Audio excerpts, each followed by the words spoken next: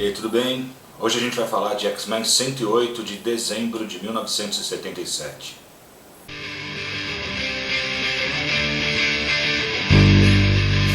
Melhor edição em que essa revista saiu no Brasil e também única vez que foi publicada em formato americano, coleção histórica Marvel X-Men número 2 da Panini. Essa é a única história da fase Claremont Byrne, desenhada por John Byrne, que não está nessa maravilha aqui, que são esses encadernados que a Panini lançou um tempo atrás, porque justamente é o final da saga que já estava sendo contada nas histórias anteriores e desenhada pelo Cockrum. Então colocar só esse final ia ficar meio deslocado, ia ter que explicar o que aconteceu antes, então eles não põem. Então por isso que ela está aqui na coleção histórica. Essa história se chama aqui Armageddon, escrita por Chris Claremont, desenhada por John Byrne e arte finalizada por Terry Austin. Essa seria a equipe que veio a trabalhar em toda essa fase Claremont Byrne, na maioria das edições. John Byrne é um artista que nasceu na Inglaterra em 1950. Aos 8 anos ele mudou com a família para o Canadá e lá ele foi criado e é onde ele morava quando ele entrou para Marvel. Ele entrou por causa do Chris Claremont, justamente, que estava precisando de um artista. Ele estava escrevendo as histórias do Punho de Ferro na revista Marvel Premiere, ainda não tinha o título próprio do Punho de Ferro. E o artista que estava desenhando as histórias, que era o Pat Broderick, começou a se atrasar. A Marvel acabou demitindo ele na época e o John Byrne foi contratado para ficar no lugar. A partir daí, John Byrne não parou mais. Desenhou um monte de história, desenhou os campeões, desenhou o Marvel Team Up, até que surgiu a oportunidade em X-Men. Existem algumas versões do porquê que o Dave Cockrum saiu da revista e o John Byrne entrou no lugar. A mais conhecida é o Ark Goodwin, que era o editor na época, estava querendo que a revista passasse a ser mensal. Até aquele ponto a revista era bimestral. E o Cockrum não era rápido o suficiente para desenhar uma revista mensalmente. Ele já tinha se atrasado aí no fim dessa saga de Shi'ar e tal. Então eles dizem que o próprio Cockrum havia dito: não, eu não vou conseguir, eu prefiro sair, e o John Byrne tinha subido. Tem uma segunda versão que eles queriam tirar o Cockrum da série, então falaram essa história que ela ia se tornar, a revista ia se tornar mensal para forçar mesmo o Cockrum a sair. E o John Byrne diz que isso explica o fato de que o Cockrum tratava ele de uma forma meio hostil nessa época. E outra versão que o John Byrne ouviu foi contada pelo Terry Austin, o arte finalista, o novo arte finalista. Ele disse que o Ark Goodwin falou para ele que a revista ia ser cancelada, porque não estava vendendo bem. E eles falaram: vamos tentar uma última chance aí, colocar uma equipe nova para ver se a gente consegue salvar a revista. O Austin teria sido chamado para arte finalizar e teria indicado o John Byrne para ser o desenhista. O presidente dos Estados Unidos, que aparece retratado aí na história, é o Jimmy Carter, que era o presidente dos Estados Unidos em 1977. Também aparecem aí em aparições especiais o Quarteto Fantástico e os Vingadores, alguns Vingadores, né? O Capitão América, o Fera, o Pantera Negra, a Jaqueta Amarela e a Vespa. É a primeira aparição do Waldo, aquele computador que fica dentro da nave dos Piratas Siderais.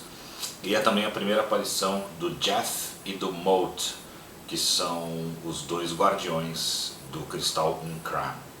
Nessa edição, a Jean conta para o Corsário que o Ciclope é filho dele. O John Byrne nunca gostou dessa ideia, né? Ele falou: puta, o Corsário é um cara de outra galáxia, é o pai do Ciclope. Toda vez que eles vão para algum lugar, eles encontram alguém que é um parente perdido. Já tinha acontecido isso com o Destrutor, já tinha acontecido isso com o Fanático. Toda hora aparece um parente super poderoso do nada. Ele não achou legal isso e se negou a usar o Corsário nas outras histórias que ele desenhou com os X-Men.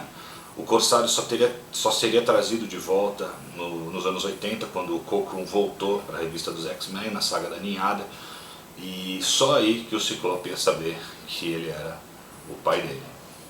No finzinho da história é feita uma homenagem para o Dave Cockrum. Ele estava saindo do título, né? Então eles escrevem assim: essa história é dedicada com respeito e admiração a Dave Cockrum, que ajudou a tornar o sonho realidade. Aí o Dave Cockrum escreve embaixo: eu não morri. Isso na verdade é uma piada de humor negro, porque algumas edições antes o Bob Brown, que desenhou a edição 106, tinha morrido, né?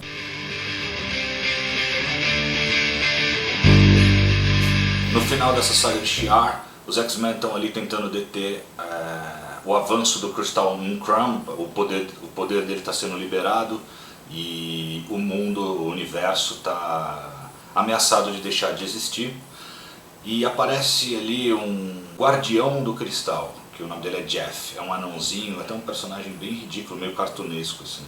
E o Wolverine fala: puta, que ridículo esse cara, eu acabo com ele. E aí ele vê que o Jeff tem um poder imenso, dá um soco no Wolverine e joga ele quase em órbita. Aí os outros X-Men estão tomando uma surra desse bichinho, quando o Banshee, ao perceber que o Jeff era um robô, ele usa o grito sônico dele para atingir as peças internas do robô e aniquilá-lo. Mas logo em seguida aparece um novo guardião do cristal, que se chama Mod, um gigante robótico, e os X-Men veem que não vai ter fim. Cada vez que eles derrotarem um guardião desse, vai aparecer outro. Nesse meio tempo, o Raza, que é um dos piratas siderais, ele ergue o imperador D'Ken e joga ele dentro do cristal. Isso acaba transportando todo mundo que está naquela batalha para dentro do cristal. E ali a Jean, usando o poder da Fênix, ela consegue, e também usando a força vital da Tempestade, do Corsário, dos outros X-Men que estavam por ali, ela consegue deter sozinha o poder do Cristal N'Kraan, selando o cristal e acabando com a ameaça. Ou seja, a Fênix tinha salvado o universo praticamente sozinha, o que mostrava aí um poder sem precedentes, uma coisa que poderia ser incontrolável, que se mostraria uma ameaça mais pra frente. Eles voltam para a Terra, dão de cara com o Senhor do Fogo, acham que o Senhor do Fogo vai atacar eles de novo, mas o Senhor do Fogo diz que não, que ele já entendeu, o Xavier explicou para ele que ele tinha sido enganado.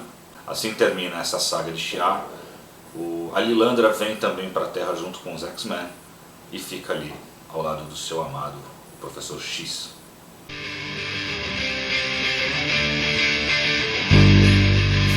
Dessa vez não vai ter momento Logan. O Wolverine ele fala umas 3 frases e já é nocauteado, não aparece mais na história. E além do mais, eu não tenho um action figure dele vestindo a roupa do Garra. Então é isso aí, valeu, obrigado. Tá no YouTube? Se inscreve, pede para receber as notificações. Tá no Face? Curte, comenta.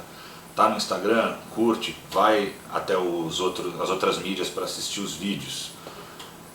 Na próxima edição, a primeira aparição do Guardião, a primeira menção ao Projeto Arma X, um monte de coisa agora focando mais no Wolverine, nas questões dele ser canadense, que era uma coisa que interessou muito ao John Byrne, que também foi criado no Canadá. A gente vai ver agora o Wolverine tendo uma nova importância na equipe a partir da próxima edição. Até mais.